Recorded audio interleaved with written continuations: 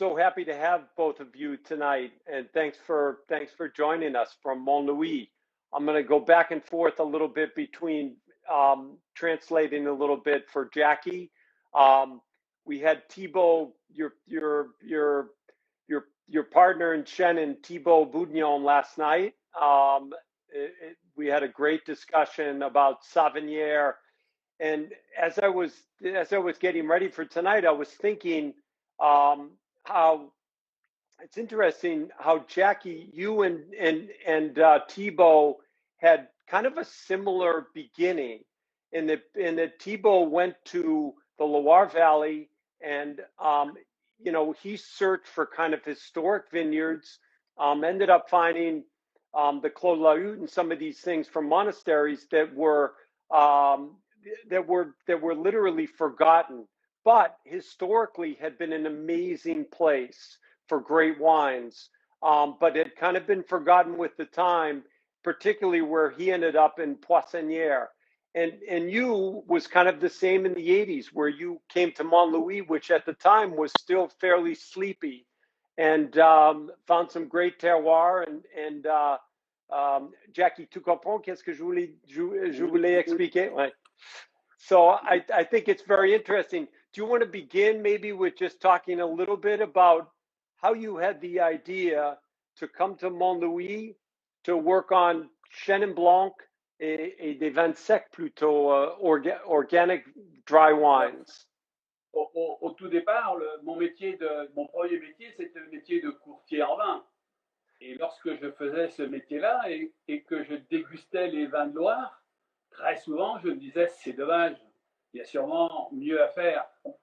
Et en fait, c'est comme ça que c'est venu, avec l'envie, donc, sur des très grands terroirs, de revenir à des méthodes plus ambitieuses.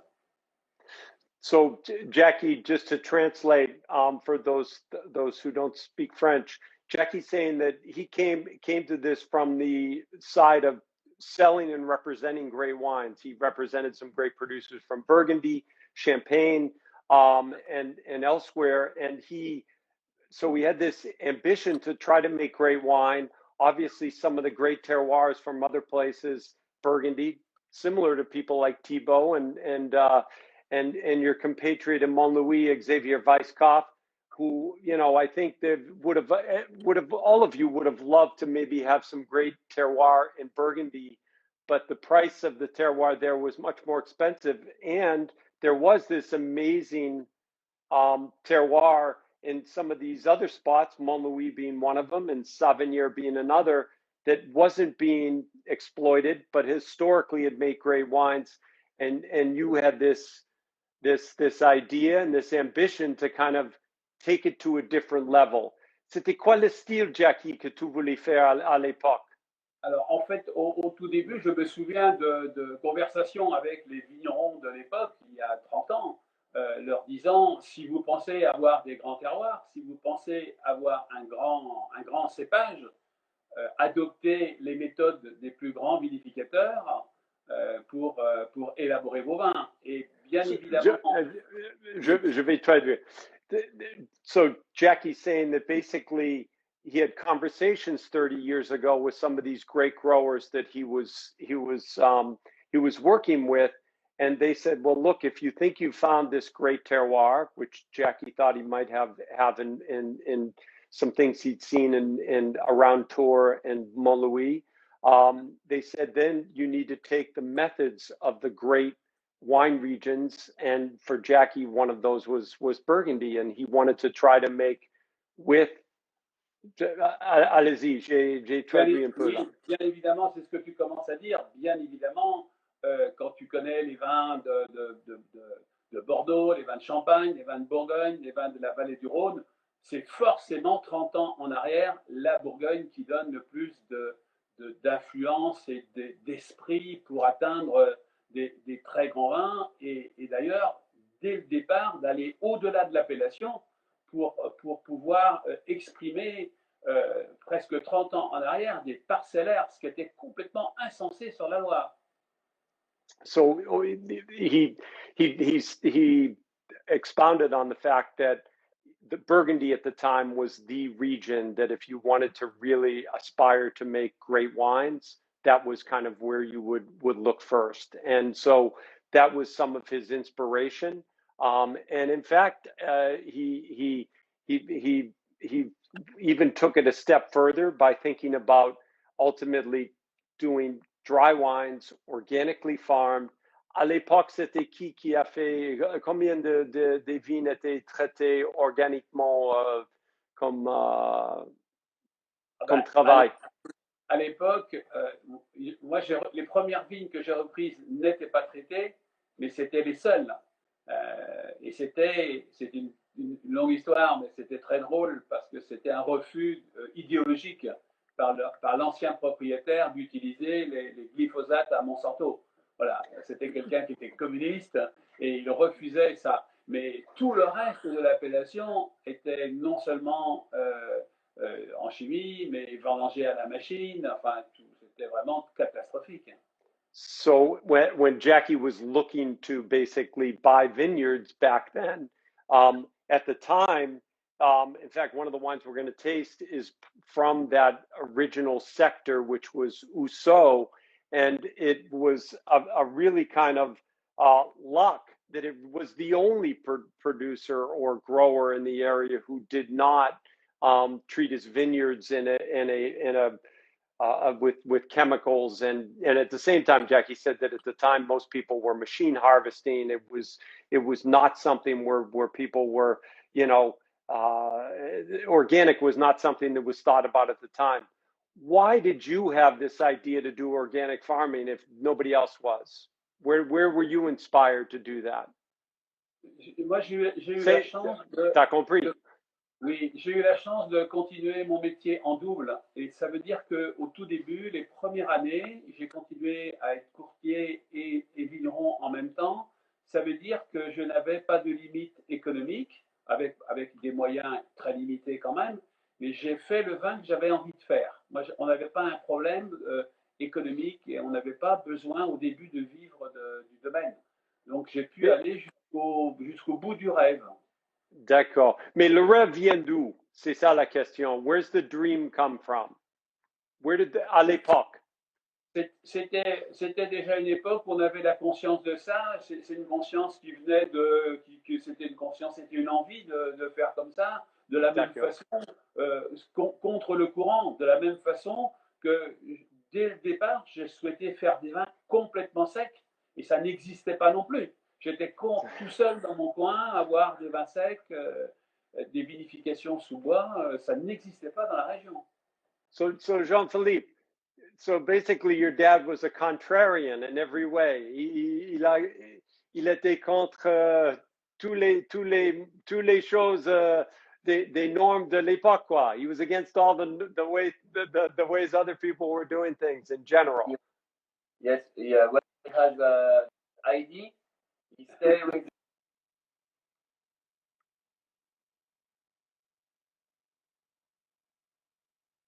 We lost you there for a minute. Difficult because it was so different that it was difficult. People didn't understand at the very beginning the dry white wines, the wines aged in barrel. It was new, so it was different from the other wine from the same place. And so basically, this idea of doing dry wines and in Chenin Blanc, c'était pas facile au début. It wasn't easy at the beginning, back in the mid-80s. Au début, la difficulté était une difficulté climatique. C'était nécessaire pour faire des vins secs, d'avoir des vins qui soient réellement parfaitement mûrs. Et 20 ans en arrière, 25 ans en arrière ou 30 ans en arrière, la météo n'était pas la même. Et pour obtenir une maturité satisfaisante sur l'ensemble du vignoble, c'était nécessaire d'être avec des rendements tout petits. Parce que dès que les rendements étaient un peu plus importants, dans les années 90, le raisin n'était pas mûr. Et là, ça n'était plus intéressant et c'était nécessaire de le cacher dans du sucre. So basically back then it was very complicated to get. You had to get perfect maturity to make dry wines, and the climate, because you're further north than say Burgundy, it's cooler, so you have to kind of hit it perfectly. So global warming has been a benefit in some ways to the Loire Valley. Un peu. Oui, bien sûr. Après, on s'en réjouit pas, mais c'est évidemment beaucoup plus facile aujourd'hui d'obtenir du raisin mûr, et c'est même un problème dans l'autre sens. That it's too warm. Oui. Yeah. So let's talk about the grape that we're going to focus on tonight. At the beginning, you wanted to make dry wines, organically farmed, which was not the norm. I assumed you were talking about doing everything by hand, in general. Not the machine harvest never took place. No. De récolter par la machine. T'as jamais fait ça? Non, de toute ma vie, je n'ai jamais ramassé une grappe avec une machine. Okay. So, on a fait beaucoup de vin, mais on n'a jamais ramassé une seule grappe avec une machine. So let's talk about your kind of one of the first wines that was, I don't want to say the most famous, but it's certainly become kind of the icon of the domain, the triple zero.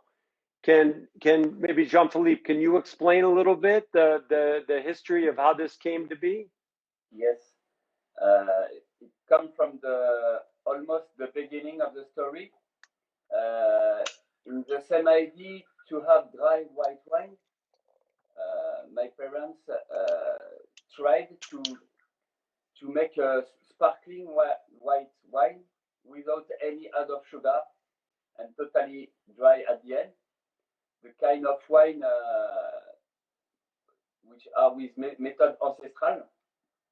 So it was in 93, the first vintage, and it was named the Pétillant Naturel Non Dosé. And it was more difficult at this period because the weather was not so hot. And to do this sparkling wine, you need the right fruit because there is zero chaptalisation, zero liqueur de tirage and zero liqueur d'expédition. So the idea is to have. Yes, the first vintage, I'm just curious, what was the first vintage, the degree at the harvest, the alcohol, the potential? 12.7, between 12.5 and 13. So pretty good. Yes, but it was at this period to have ripe fruit. It was in autumn. The harvest was in October, sometimes the beginning of November, and because we wait to have ripe fruit, we have to throw a part of grapes with roots. You lost a lot of the harvest because of waiting so long. Yes. Yes. So was that first one? No one did. Was it indigenous yeast also? Yes, totally. So it was a ripe fruit, around 13 degrees, harvested by hand, 13 table, and so the fermentation began, and before the end of the fermentation, we transferred the wine into the bottle, and thanks to the few natural grains of sugar, the fermentation ended. And after that, when we disgorge the wine, we complete with wine and no sugar for the first time. So essentially, and similar to the method you do today, and not exactly, but in the broad terms. Amazing. And so, on peut peut-être rajouter aussi avec aussi un belon. Oui, j'en ai. L'outil, depuis quelques années, on a rajouté un outil, c'est le seul belon de la Loire. Ça veut dire qu'au bout du pressoir, on n'utilise que la cuvée pour le triple zéro. Les tailles sont écartées, comme font les champenois, qui n'utilisent pour les meilleurs que la cuvée. On écarte aussi les tailles. So, Jean-Philippe, do you want to explain that, or I've... Yes. So it's the same method today compared to 93. Just the difference is that we use now a belon since 5-10 years. A belon is a vat which allows us to separate the juice and to keep only the best juice for 000. So not the last juice, but more the heart of the juice. And in this part, you have more roundness, but also lower pH. So it's better balance. So, why is Chenin Blanc? What makes it a really interesting grape for sparkling wine? Moi, je pense que quand on discute du Chenin Blanc avec des grands vignerons champenois, ils trouvent ça extrêmement intéressant parce que c'est quand même un cépage qui, à 13 degrés de richesse potentielle, est encore à 3 de pH. Et là, il n'y a pas d'autres raisins qui permettent, c'est pas seulement pour le 000, c'est pour tous les secs. On peut faire des vins parfaitement mûrs en conservant une très belle fraîcheur. Et aujourd'hui, tout le monde demande de la fraîcheur dans les vins. Et il y a quelquefois des vins qui ont de la fraîcheur sans avoir complètement une vraie maturité. Le Chenin permet la maturité et la fraîcheur. So a lot of champagne growers are always thinking, have told Jacky, and they're a bit envious of Chenin Blanc because it's a grape that has low pH, high acidity, but you can still get ripeness and maintain that low pH and high acidity, which makes it a really ideal grape for sparkling wine. There's other advantages too. No, the malolactic does not happen easily either. Correct? Yes.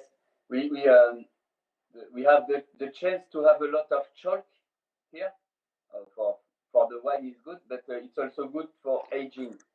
And thanks to those cold cellars, we have a cold temperature during the fermentation, and thanks to the cold temperature and a low pH at the beginning, it doesn't happen there. And what about the indigenous yeast? So from the beginning, that was it's just the yeast was in your cellar, and because that's also something that typically is not. It's becoming, with some growers in Champagne, it's becoming more, but that's also something that's not typical en Champagne. Yes, yes.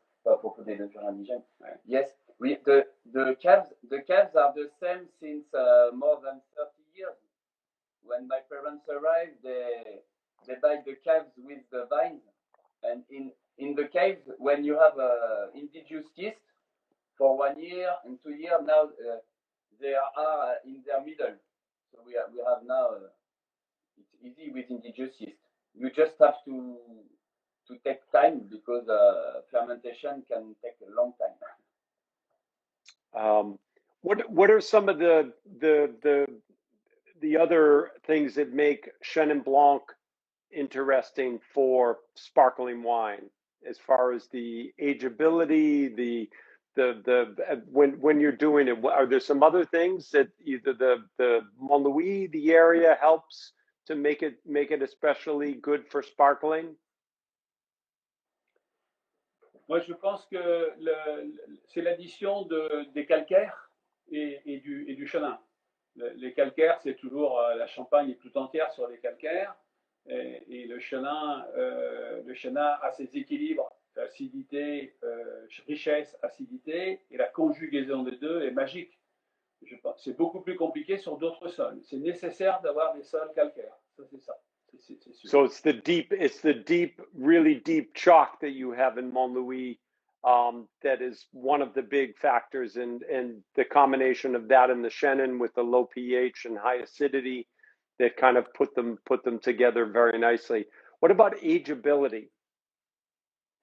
Well, today when we try the 2 weeks ago we tried a 93 Petit Naturel, and you can feel a hint of oxidation, but very small, and thanks to the acidity and the terroir, the wine is still here and still alive with lots of oxidation, but tiny.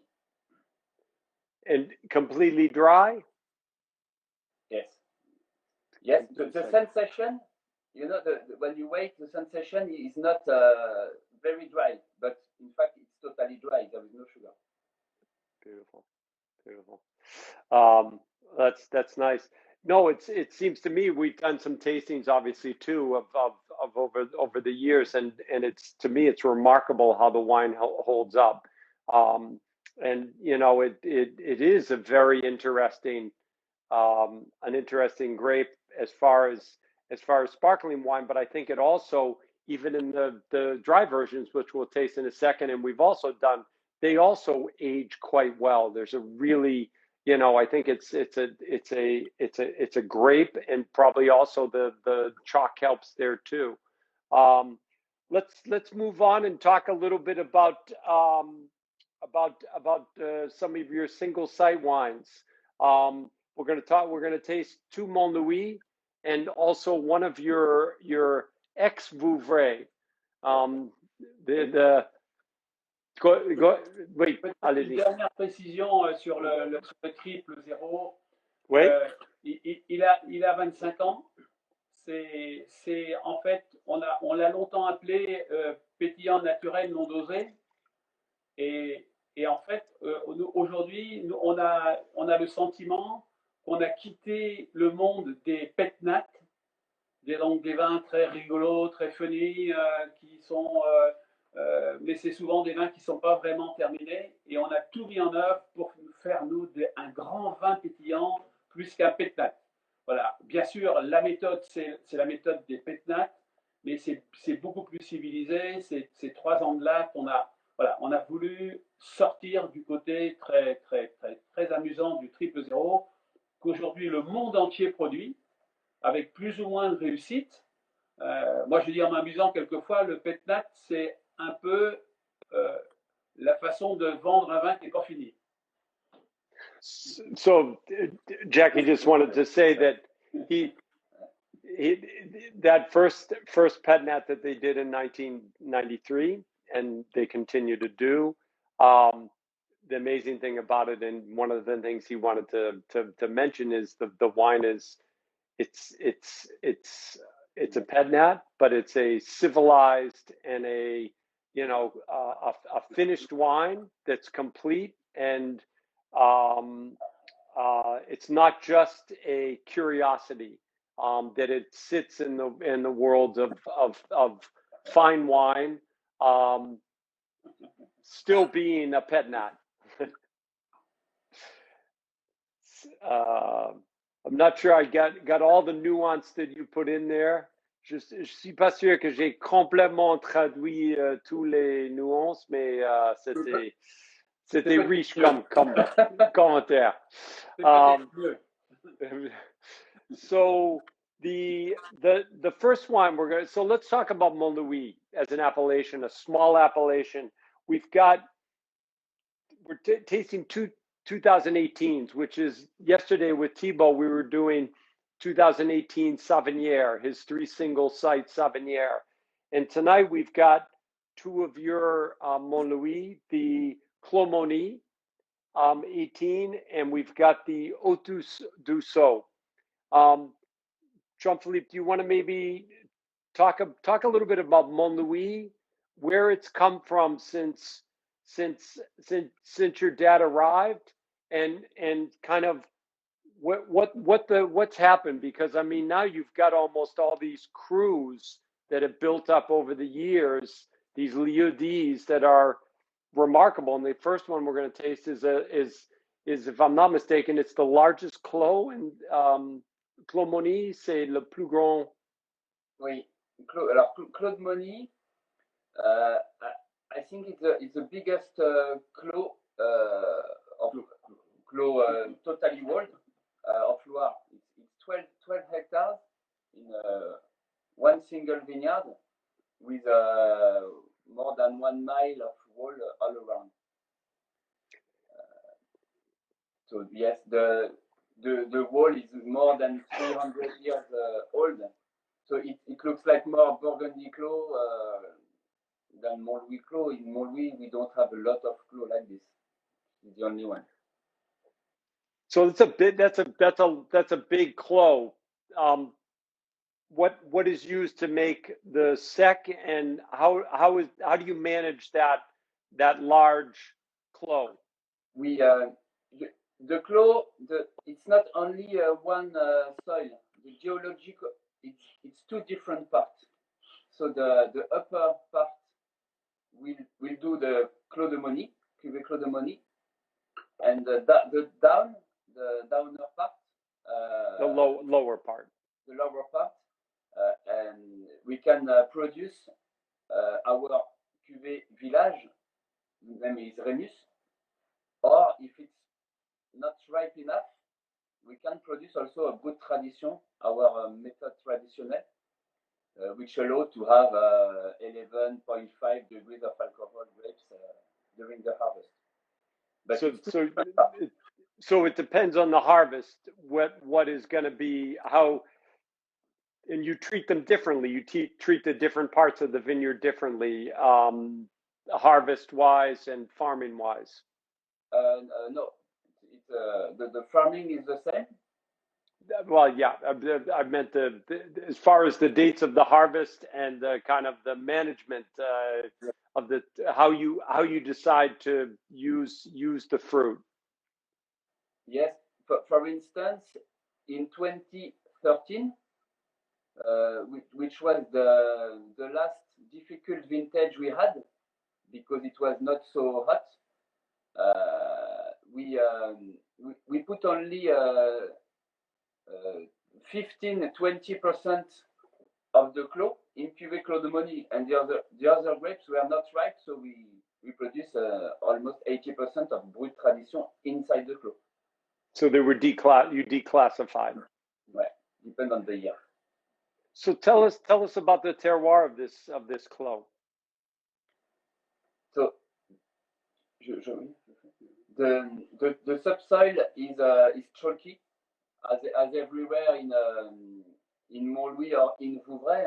The soil is 90 million years old, and at the topsoil, on the upper part of Clos de Mosny, we find a lot of silex, of flints. So it's a mix between chalk and flints. Totally south facing. And how deep before you've got the silex stones that you find kind of a lot of them all over the place, and on the top, and then some of it's kind of almost sand and chalk before you hit the pure limestone. How far down? Between half a meter and 1.5 meters. It depends on where you are in the site. Yes, exactly. And it's very funny because when we used to say when it's raining, the stone grows. You understand? Because those last days it was raining, and you can see almost only silex on surface. Because it's shiny. Yeah. And what's the age of the vines? Age of the vines is around 50 years old in the Clos. And tell us about the 18 and kind of stylistically, what does the terroir here give? The 18? Yeah, but also what is the terroir in this vintage, but also the terroir in general, le style du vin du Clos. Du Clos de Mosny. Thanks to the silex, we always have a salty finish in the Clos de Mosny, but it's totally dry. It's south facing, so you can find a comfort tasting, but with a nice finish, totally dry and salty. So 18, so it's got some round, maybe because it's south facing, it's got some roundness, but the silex helps keep it still straight and give you some of that saltiness and length to it. Exactly. Is that, yes. C'est une parcelle qui est souvent, on la décrit souvent comme un peu un équilibre, quelque chose entre Michet, qui est la cuvée la plus en rondeur, la plus facile d'approche, la plus aimable dans la jeunesse, et puis les Hauts de Husseau ou la Bretelière, qui sont des parcelles très toniques. Voilà, c'est quelque chose qui plaît à la fois aux consommateurs, un peu à tout type de consommateur, à la fois celui qui a envie de beaucoup de fraîcheur et celui qui a envie de confort et de rondeur. So Mosny and Michet are a little bit rounder, a little bit more forward. Yes. C'est ça qui Michet encore plus. Yeah, oui, oui. And 18 is as a vintage, Jean-Philippe. Do you want to describe a little bit the 18 vintage? Yes. Comme millésime? Yes. The 18 vintage was hot, and I remember at the end of August, before harvesting, we went to the vineyard to pick few grapes everywhere to know which ripeness we are. And at the end of August of 18, I remember it was the 26th or 27th August. Grapes were around 10 degrees of potential alcohol, very high acidity. So we think, oh, it's okay, we have 2 weeks to wait. Next week, so the 3rd of September, I do the same picking, and I saw that the grapes were almost ripe. It was more than 12 degrees. So it took 2 degrees in 1 week. We never saw that. So it was the domaine de la Taille Aux Loups was on fire because we have to prepare for 3 days later, and we succeed to harvest the 7th of September, and it was we think the date to have the fruit not overripe. So I remember that was the vintage that you advanced the harvest almost 7 to 10 days earlier than you planned. Is that correct?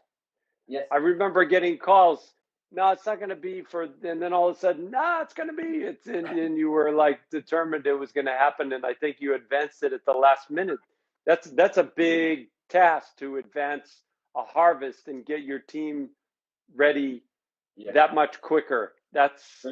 En 2018, on a été 10 jours, on a été 10 jours dans les vignes tout seul.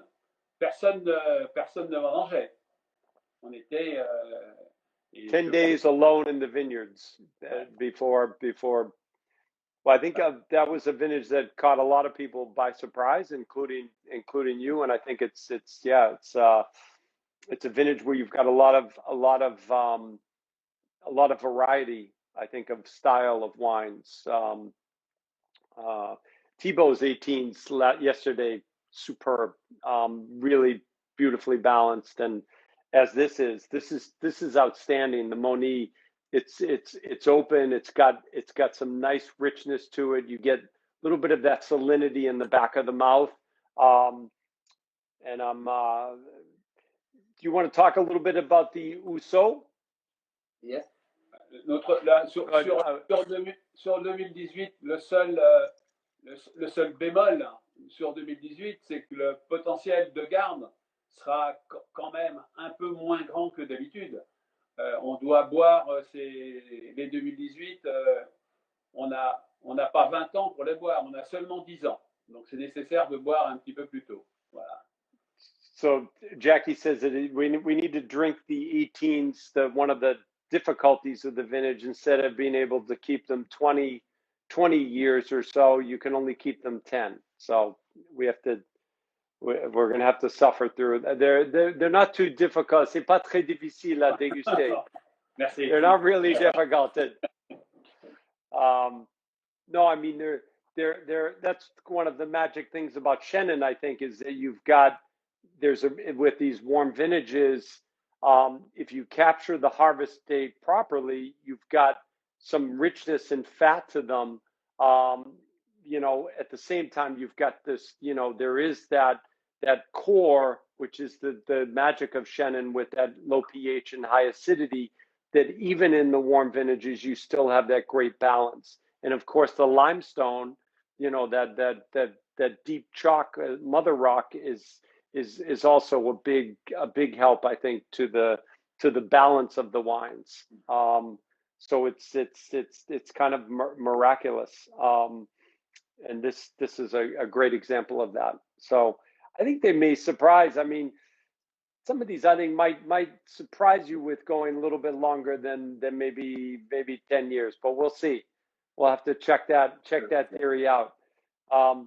Thibaut was saying, we were talking about the difference between Chenin Blanc in 18 and Chardonnay and Burgundy. And it's very interesting if you think about, I was saying that, our friend Thierry Pillot at Domaine Paul Pillot has said that he gets the impression that, and has seen that Chardonnay has adapted a little better to the changing of the climate than Pinot Noir has, as a varietal. And we were talking about, I was asking Thibaut if he thought Chenin had also, c'est bien adapté au changement du climat, quoi. Comme Thierry pense que Chardonnay, face à le changement, s'adapte un peu meilleur que Pinot Noir, à son avis. Et nous, ce qui est sûr, c'est qu'on a le changement climatique, c'est deux choses. C'est la Loire, qui est dans une zone septentrionale, qui avait quelquefois un petit peu de difficulté pour mûrir, mûrit beaucoup plus facilement, et le Chenin est privilégié sur la Loire. Et le Cabernet Franc aussi. Et le Cabernet Franc aussi, oui. So, sorry, je vais traduire. Jacky was just saying that there's no question, he was talking about a slightly different subject, that there's no question that the Loire Valley, which historically, every vintage, it wasn't just as through all of France, but the Loire being further north, some vintages it was very difficult to get full ripeness naturally. And in fact, it's been easier these last 10, 15 years. Says Jean-Philippe says, since 2013, you really haven't had a complicated vintage. Millésime très difficile. For us today, the difficulty with the warm climate is that we have a very small window to harvest, because we want ripe fruit, so we have to wait it's ripe. But because it's ripe at the beginning of September, the days are longer, so the ripeness is faster. So we have 10 days to harvest almost everything if it's sunny. So that's exactly what Thibaut said. It's the folks in Burgundy say the same thing, that they, and you can see the difference between, who's harvesting. But Thibaut made the point, which I'm sure you're aware of, that the interesting thing about the harvest, about Chenin versus Chardonnay is that you don't have the luxury of going through malo. So the malolactic, you can harvest Chardonnay maybe a little bit under,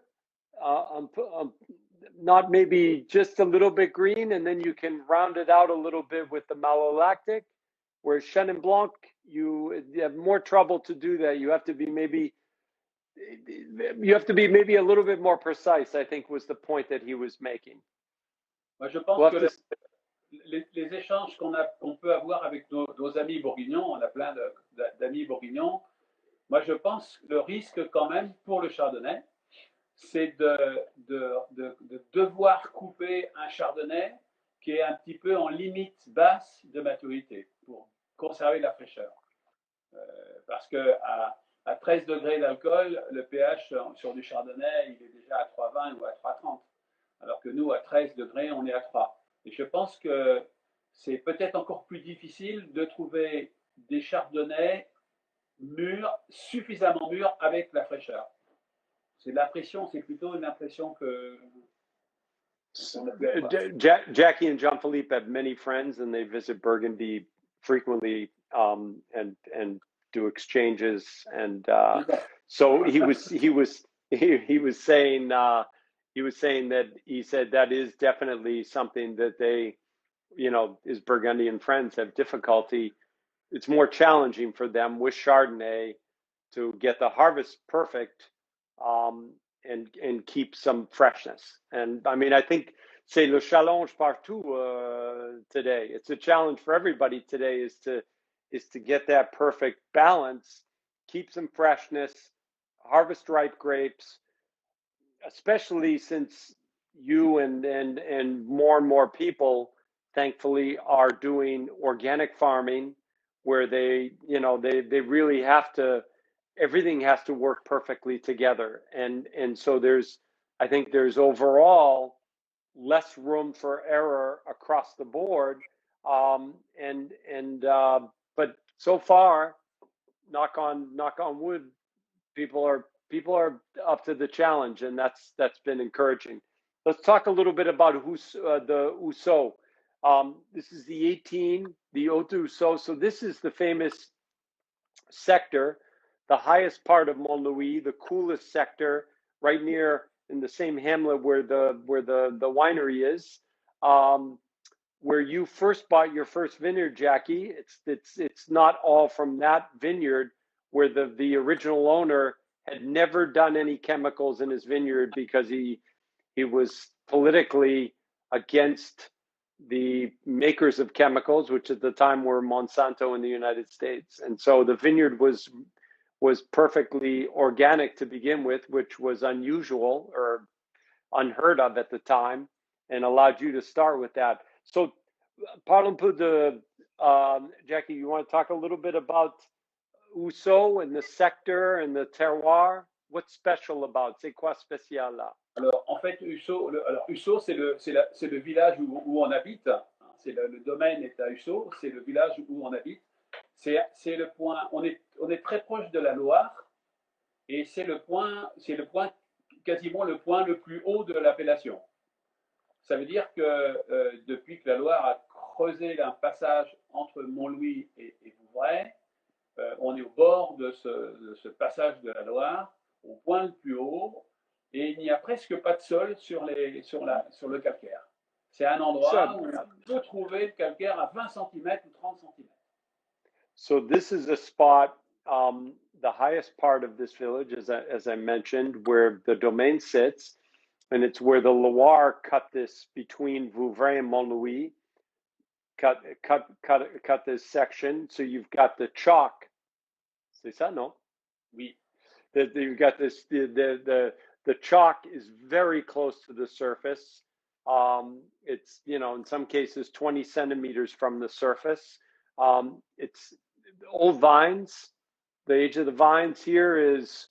Il y a des vignes qui ont plus de 100 ans là. There's more than some that are more than 100. 1912, the first. 1912 was the first plantation. Et en fait, la vigne, la moyenne, c'est 80 ans, je pense. It's over 80. They do their own massal selection and basically replant vine by vine when vines die with their own best selection from their best genetic material. They have a nursery essentially, and so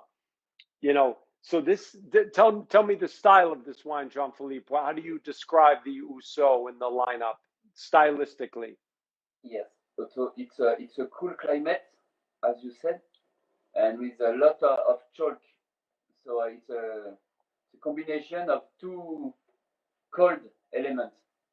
So it gives a very energetic wine, and thanks to the age of the vine, we have a large roundness. So and in 18, you've got to me the 18 also is a little bit more amplitude to the wine. It's a little more a little bigger than I say it typically is. It's typically very, very straight. And in 18, you've got a little bit more flesh on the Chenin bones in this vintage. It's tasting beautifully today. Very Burgundian today, which I usually think it's more in Chablis, and today I'm thinking it's more down in the Côte de Beaune. Right. But the vintage, would you say? Yes. It's the alcohol we're looking at, what, about just under 13, just about the degree. 13, around 13. We got everything between 12.5 and 13.4. But a beautiful wine. It's got a gorgeous texture. There's layers to it. It's got another dimension and another gear that the Mosny's a little bit more open and a little bit easier. And this, you've got, you start and it's subtle, and then it's like takes off. It's very interesting. C'est toujours dans le même ordre, hein. Michet, Mosny, Hauts de Husseau, avec de plus en plus de tension. Et on a même sur ce vin-là souvent des tanins. C'est le vin blanc du domaine qui a le plus de tanins. On est toujours très étonné. On a quelquefois des impressions de tanins comme dans un vin rouge. Interesting. Well, I was just going to say that it reminds me a little bit of some of Thibault's Savennières from last night. And it's got that, because his wines also have a structure to them. There's a red wine structure to some of his Savennières that's kind of remarkable when you taste it, because there's that even in 18, which is I think a great sign for a vintage with this type of warmth to it. Let's skip to the 17. The 17 Venise. So we're changed vintages. We've got I think the 18, if I'm not mistaken, is on the way, but I absolutely adore this 17. And we wanted to talk just briefly. We've only got about 9 minutes left. I wanted to talk a little bit about the difference between Vouvray and Montlouis. So this isn't Vouvray in the label. Jean-Philippe, do you want to describe a little bit where we are and why there's not Vouvray in the label with the Venise? Yes. So we have two different single vineyards in Vouvray. So the north part of the Loire, of the river, Clos de Venise and Clos de la Bretonnière on the first coast. So the best places because the premier quote in Noisy. Monopole, yes. And so it was Vouvray on the label between 98 and 2014. And in 2014, the rules changed, and the president at this time of Vouvray asked us to build a winery in Vouvray side, if we want to continue to have a Vouvray on our label. So we cannot afford to build a new winery in Vouvray. So now it's in Vin de France. So it's a Clos. Tell us about this terroir, because this 17 is remarkable. Ouais. Clos de Venise is our smallest. It's only 1 hectare. Totally closed by a wall on the north part, by the forest on the east part, wall on the west part, and the natural south frontier is the cliff and the bed of the Loire, the river. So the cliff going down towards the Loire River. Yes, it do like this. And it's a big step. A big step, yes. we have to take care with the tractor. And the terroir here is a south facing with a very good slope. And here we have a lot of silex, of flint. When we were with Brenna, you remember, we found a lot of flint. And it's a lot of silex on the surface, a lot of different types of silex. Yes. And then you hit the chalk when? At what level? Oh, c'est pas loin. Il y a des endroits, je pense qu'à certains endroits, au bord, c'est 20 ou 30 cm. We can see. So there's some places 20 to 30 centimeters, and then others. C'est 1 mètre au maximum. 1 meter maximum. And tell me about the style of this wine. I mean, because I think it's very unique. It's a very special site. Alors, je pense que c'est la conjugaison de beaucoup de choses. L'âge des vignes, déjà, c'est des vignes qui ont la moyenne d'âge est à 60 ans. Et puis, on est au bord du coteau. Et en fait, on bénéficie d'une orientation plat-sud qui est vraiment magique, mais avec une proximité calcaire et les silex qui donnent beaucoup qui participent à la fraîcheur. Donc, c'est là. You've got this south exposure. You're at the edge of the coat, and then you've got this proximity of the limestone that's so close, plus the silex and this south-facing site. Et ça donne quoi? Alors c'est la conjugaison entre des vins qui sont vraiment très pleins, très riches et très pleins, et avec beaucoup d'énergie quand même. Donc là, on est au maximum presque de la largeur des vins et de la dynamique. Donc c'est presque. So it's the conjugation. It's basically it's the amazing bringing together of this place that produces wines that have a big amplitude, that are full and have a density and richness. At the same time, there's an amazing energy and a kind of a strictness that comes from the silex and from that limestone. So it brings both qualities together, and kind of it's a collision that is pretty magical. C'est grandiose, the 17. It's really amazing. I find that your two Vouvrays, Bretonnière is the other one, they're really kind of extraordinary and very different from the Montlouis. Can you just, in the few minutes we have, talk about maybe the difference between your Vouvray and Montlouis stylistically? Alors, on a toujours plus envie d'expliquer la différence entre nos différentes parcelles qu'entre les deux appellations. Parce que, en fait, on a des profils de vins qui se ressemblent entre Montlouis et Vouvray, et on fait toujours un parallèle entre le Clos de Mosny et le Clos de Venise, et des parcelles qui se ressemblent entre Montlouis et Vouvray, et on fait à ce moment-là aussi un parallèle entre les Hauts de Husseau et la Bretonnière. So Jacky's saying that in some ways he'd prefer, because you've got the Loire River that split these terroirs, which in some ways mirror each other. C'est des miroirs des différents terroirs un peu, Montlouis et Vouvray. So he's saying he likes to think about the stylistic differences, and he says the Mosny reminds him of Clos Venise and Husseau of the Bretonnière.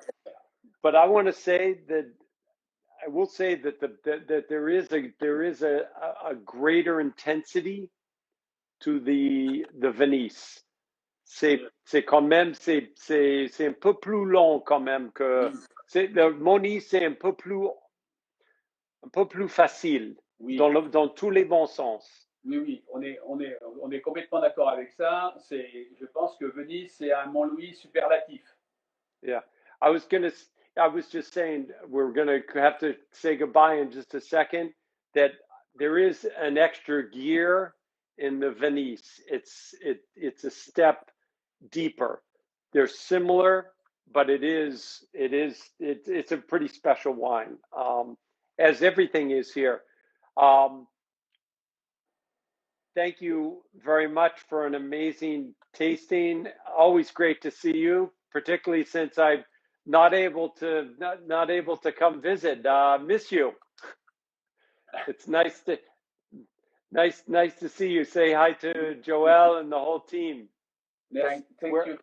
Merci beaucoup, et j'espère que tu pourras prendre l'avion bientôt et que tout va n'être qu'un mauvais souvenir dans quelques semaines, dans quelques mois. We hope so too. He hopes that we all can get on a plane and be together soon. Thank you. We put in the fridge. You'll have some. Yes, exactly. Really amazing lineup of wines, the 17s, and we didn't get to talk about other ones, but we'll do that at another time. Thank you very much. Thank you, David. Thank you. Bonsoir. Bonsoir.